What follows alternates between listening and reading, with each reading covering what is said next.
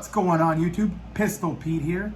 Today I'm going over my childhood Grail knife that I finally got. Man, and it's a small world, man. I swear, it's a small world. This is another one I got off of Chris from Prepared Mind 101 that he sold me.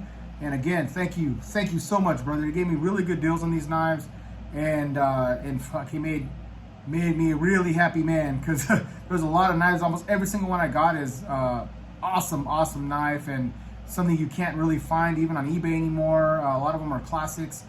Actually, all of them, the ones that I bought off him, you can't find those anywhere, you know. So it's I'm really fortunate, really as a knife collector and a knife enthusiast and a brother of the blade. This right here is just, man, let me say, it just made me super happy. Awesome. Really fortunate to get these. So this one here today, I'm gonna go back because Chris, this was actually a Grail knife of his too, and that he decided to get rid of for reasons I don't know, but I'm thankful because I ended up with it, and man, I love this thing, man. It's freaking awesome. So this is gonna be back from the late to mid 80s, and for me it was funny because I watched I think it was about 5 years ago, 4 or 5 years ago is when Chris did this video on this, and it's like I said, it's a small world, because I was thinking, man, that'd be awesome to get that knife, man. That's a badass. And I remember I had almost a similar scenario that he had with it. You know, he was telling me, you know, he was looking at this through the U.S. Cavalry magazines, and it used to be like on the center page and like that. They're advertising a lot of the cutlery magazines back then, and at that age, I was younger back then, in the late 80s. Early, and I was, probably 11, 12 years old, 13 years old. But I remember, at that age as a kid, you can't afford knives like that. They're, out of my price range, but I loved them. And I remember going to gun shows. There used to be gun shows locally where I used to go, and the good old days when you could just buy a gun straight off from there, way before I could get one. But my father and a few other of my uncles, they'd go to those and get firearms and knives and all different types of stuff at the gun shows. And I would see this there a lot too, this exact same one. I always thought, man, I love that knife. That's awesome. I'd love to get that one these days. Well, I never found it again. As I got older, you forget about stuff. But I remember I distinctly remember, so when I saw Chris's review on this one, I was like, man, that awesome, dude. He has that, and it was in mint condition. I was like, man, I'm gonna try to look. I looked on eBay, couldn't find it anywhere. I looked, online, there's nothing. I was like, man, I would love to eventually one day to get that. That'd be so freaking awesome. And then just being on the YouTube, on the Facebook page, Chris's page, and he had a knife sale, and I was one of the first ones that saw it, and I asked, hey, how much? And we did the deal. So man, I was super fortunate. Just like I said, small world. It came back around. This is the one I've been wanting, been looking for, can never find.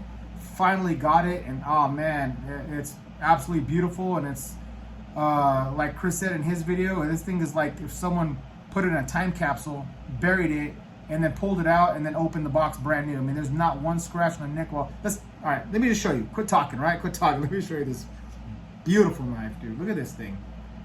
Man, I mean, mirror freaking polish. Just absolutely beautiful. When I saw this, I was like, look at that right there. Anaconda 2 Blackjack. And it is absolutely beautiful. Absolutely love it. You can see the logo there. Man, and this thing is just love it.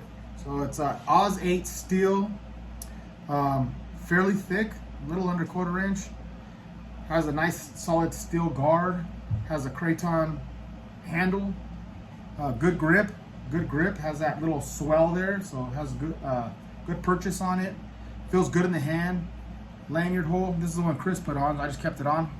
Badass.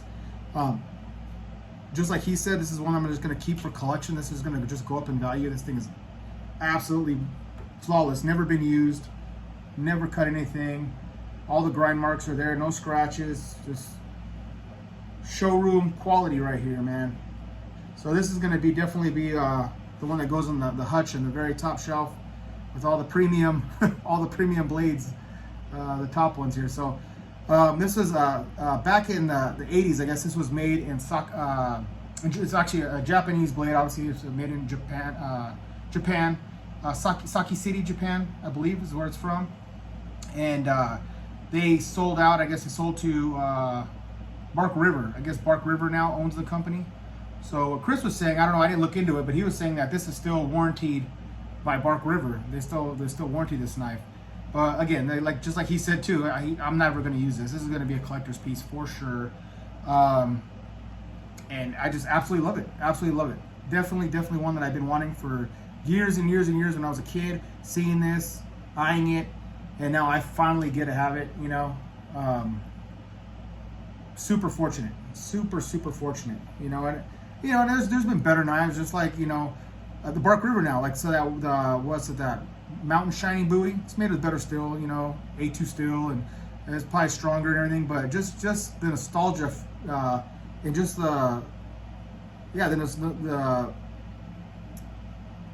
it's something that you wanted, you know, for a long time, that, I guess, nostalgic feeling of it, just, you know, and you actually, when I hold it, I just love it. It just pulls on the heartstrings, I guess you would say, right?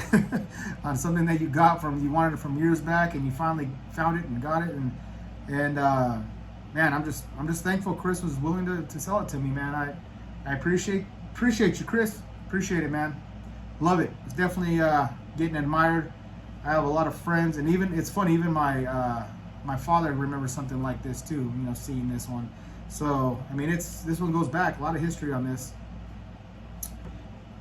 A lot of history. I know they made an Anaconda 1 and Anaconda 3, and there were smaller versions of this. I would love to get my hands on one of those. So if anyone is selling one in good condition, or mint condition, I'm looking for, like, I'd like to keep it in mint condition. Let me know. Reach out to me. But if not, I'm gonna keep looking. You know, I don't want one that's been used and beat up. I'm looking for something newer, but I'd like to have the collection to be great. Anaconda 3 and Anaconda 2. Or I'm sorry, Anaconda 1 and Anaconda 3. And they're the shorter versions of this. But, and for me, it's just, again, for nostalgic reasons. I mean, not to be used, not any other reasons, just to have them, admire them, and pass them down to the generations, my kids, you know, let that keep going. And then, oh, let me show you this here. It does still come with the original sheath. He had the original sheath for it, which looks brand spanking new. You know, it's, to me, I don't know. Chris was saying it's not leather. It looks like pleather, but I don't know. That looks like leather to me. I'm not too sure. You know, maybe it is some sort of synthetic leather, but if it is, they did a pretty damn good job of making it. Maybe it's like the coating or the paint they put over it. Why leather conditioner won't seep in? But I mean, that thing looks legit. Fits really well. Nice made sheath. Last, obviously, from the 80s, it still lasted forever. So can't beat that.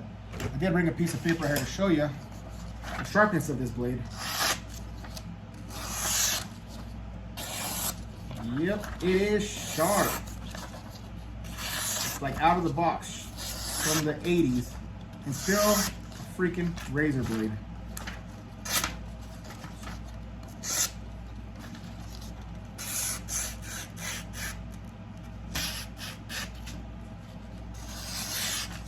Man, love it.